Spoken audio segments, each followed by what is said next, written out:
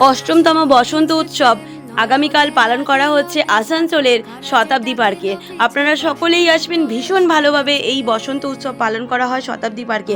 সেটারই আজকের প্রিপারেশন আমি আপনাদের সাথে শেয়ার করছি।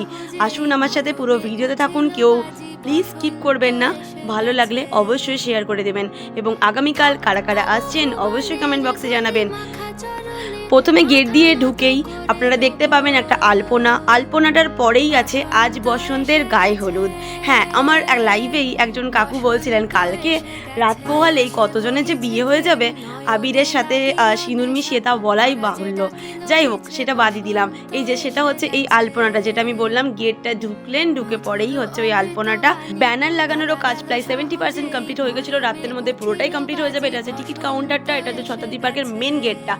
আগামীকাল সমস্ত আসানসোলবাসীর একত্রিত হওয়ার এই একটি মাত্রই জায়গা, সেটা হচ্ছে আসানসোলের শতাব্দী পার্কে। আপনারা সকলেই আসুন, এটা হচ্ছে মিলনস্থল সকলের।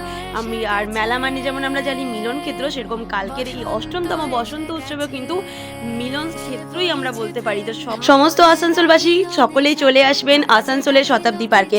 সাথে থাকছে খাওয়া দাওয়া, নাচ গান, আরও বিভিন্ন ধরনের প্রোগ্রাম। তো কেউ কিন্তু মিস করবেন না। দেখা হচ্ছে আপনাদের সাথে আগামীকাল ঠিক 11টার সময়। এই হচ্ছে শতাব্দী পার্কের মেন গেট।